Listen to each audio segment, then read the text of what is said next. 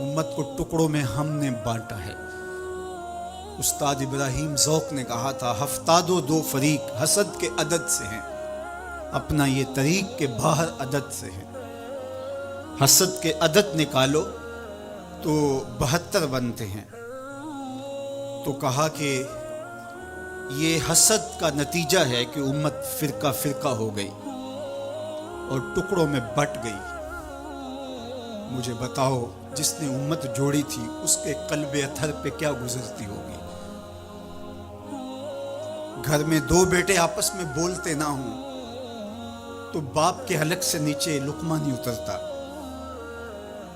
جس کی امت فرقوں میں بٹ گئی، طائف کے بازاروں میں، مکے کی گلیوں میں،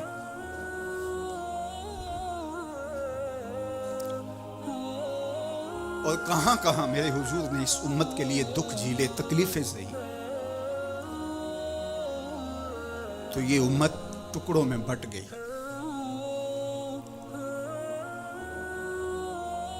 حضور سے ہمیں معافی مانگنا ہوگی۔ چھوڑ کے آپ کا دامن رحمت، آقا ہم سے بھول ہوئی، کھو دی اپنی قدر و قیمت، آقا ہم سے بھول ہوئی۔ دیکھ ہماری آنکھ مچولی، اپنے سینے اپنی گولی،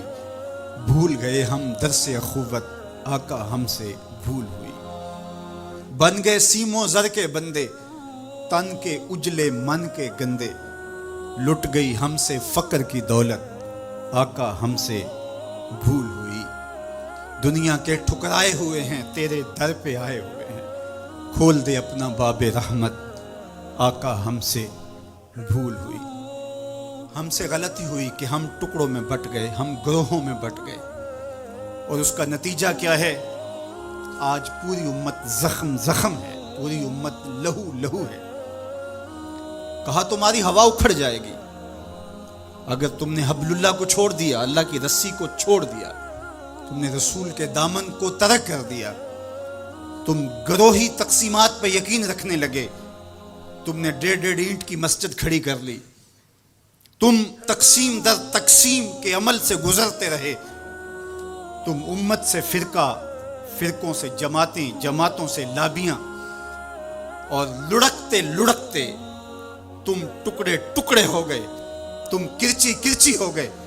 تو پھر تمہاری ہوا اکھڑ جائے گی، دنیا میں تمہاری کوئی عزت نہیں رہے گی۔ آج حضور کے قلب اطہر پہ کیا گزرتی ہوگی جب شام کی بچیوں کے منہ پہ تماچے مارے جاتے ہیں، جب بغداد میں حضور کی امت خانمہ برباد نظر آتی ہے، جب برما میں آری لے کر کے اعضاء کاٹ دیے جاتے ہیں، جب دشت لیلہ سے لے کے کندھار تک اور غزہ سے لے کے کشمیر تک لاشیں ہی لاشیں بکھری ہوئی نظر آتی ہیں، بستی بستی، کریا کریا، صحرا صحرا خون، بستی بستی، کریا کریا، صحرا صحرا خون، امت والے امت کا ہے کتنا سستا خون، امت والے امت کا ہے کتنا سستا خون۔ شام، قدس، کشمیر اور برما، کس کس کا احوال کہوں؟ شام، قدس، کشمیر اور برما، کس کس کا احوال کہوں؟ ہر سو زخمی، ہر سو لاشیں، ہر سو بہتا خون، امت والے امت کا ہے کتنا سستا خون، امت والے امت کا ہے کتنا سستا خون۔ آج امت لہو لہو ہے، اس پوری کائنات میں 1 انچ بھی جگہ ایسی نہیں ہے جہاں آتش و آہن برستا ہو اور وہ کفار کی سرزمین ہو۔ جہاں بھی خون بہتا ہے وہ بستی مسلمانوں کی ہے، جہاں لاشیں گرتے ہیں وہ گھر مسلمانوں کا ہے، جہاں عصمتیں لٹتی ہیں وہ خطہ مسلمانوں کا ہے۔ یہ ہمارے گناہوں کی سزا ہے جو ہم کاٹنے پہ مجبور ہیں، اور جب تک ہم امت نہیں بنتے تب تک رسوائیاں ہمارا مقدر ہوں گی۔ اور ذلت ہمارا مقسوم ہے جب تک ہم ان کے دامن سے نہیں جڑ جاتے۔ قوت عشق سے جب دہر میں اجالا نہیں ہوتا تو پستیوں کو بلندیوں سے بدلنے کا کرینہ آپ نہیں سیکھ سکتے۔ نام محمد کو تھام کر کے، امت کی وحدت کے تصور کو اجاگر کر کے، حضور کا پاکیزہ وجود جو امت کی وحدت کا ضامن ہے، اس سے بے لوث محبت کا رشتہ اور الفت کا ربط جب تک مضبوط نہیں ہوتا، تب تک ہم ان مشکلات سے کبھی بھی نہیں نکل سکتے۔ ہزار فلسفے تراش لیں، ہزار منطقیں بگھار لیں، لیکن کوئی نتیجہ نہیں ہوگا۔ تمہیں نتیجہ تب ہی ملے گا جب حضور کے قلب اطہر کو آرام پہنچاؤ گے، جب امت بن جاؤ گے، جب حضور علیہ السلام سے وابستگی اپنا شعار زندگی بنا لو گے، تو پھر دہر میں اجالا اور روشنی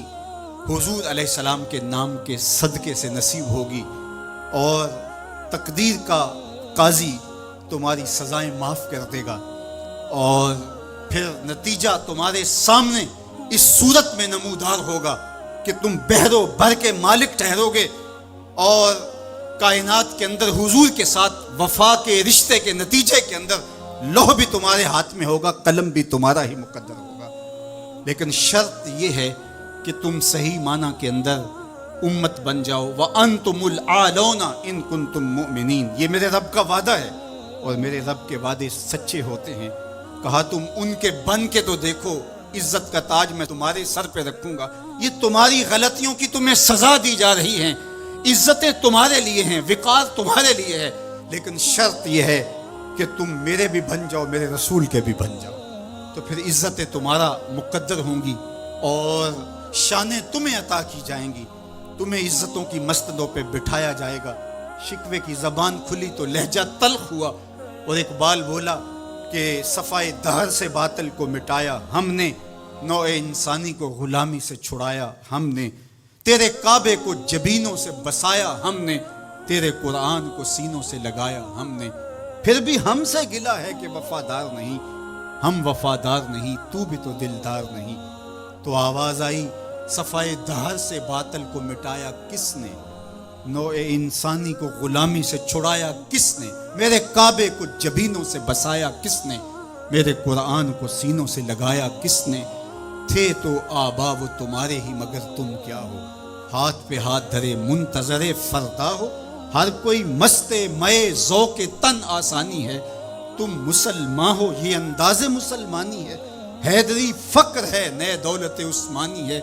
تم کو اسلاف سے کیا نسبت روحانی ہے، وہ معزز تھے زمانے میں مسلمان ہو کر، تم خار ہوئے تار کے قرآن ہو کر۔ جب تم میرے تھے تو خالد بن ولید کے پاس زہر کی شیشی لے کے پادری آتا ہے، تو حضرت خالد بن ولید پکڑ کے خود اس کو پی جاتے ہیں، اور وہ منتظر ہوتا ہے کہ تھوڑی دیر کے بعد یہ گریں گے اور موت واقع ہوگی، لیکن معمولی پسینے کے بعد حضرت خالد بن ولید کھڑے ہو کے کہتے ہیں میرے رب نے موت نہ لکھی ہو تو موت نہیں آ سکتی، آؤ رب کا ڈر سینے میں پال لو، زمانہ تم سے ڈرنا سیکھ لے گا، ان کے ہو جاؤ زمانہ تمہارا ہو جائے گا، ان سے وابستگی اختیار کرو پھر زمانہ تمہاری نوکری کرے گا۔ پھر میں اقبال کے لہجے میں کہنا چاہوں گا کہ محمد سے وفا تو نے تو ہم تیرے ہیں، یہ جہاں چیز ہے کیا لوح و قلم تیرے ہیں، پھر کائنات تمہاری باج گزار ہوگی، تمہاری دہلیز کی لونڈی ہوگی، زمانہ تمہارا نوکر ہوگا، شرط یہ ہے تم امت بن کے دیکھو، تم نے امت بننا ہے، تم نے رسول اللہ کا غلام بننا ہے، تمہارا لب و لہجہ بتائے ہم حضور کی امتی ہیں، تمہارا طرز زندگی بتائے تم حضور کی امتی ہو، تمہارا کردار بتائے تم ترازو پہ کچھ تول رہے ہو، تو لوگ دوسری طرف بھی منہ کر کے کھڑے ہو جائیں، یہ غلط نہیں تول سکتا، یہ امت رسول ہے، تم بول رہے ہو لوگوں کو یقین ہو کہ یہ جھوٹ نہیں بول سکتا، یہ رسول اللہ کا امتی ہے، تمہارا طرز زندگی بتائے میں امت رسول ہوں، تمہاری وحدت تمہارا زور ہے، تمہاری طاقت ہے، تمہاری توانائی ہے، تو فرمایا وَكَذَلِكَ جَعَلْنَاكُمْ أُمَّةً، ہم نے تو امت بنایا تھا تمہیں، تم ٹکڑے ٹکڑے ہوئے،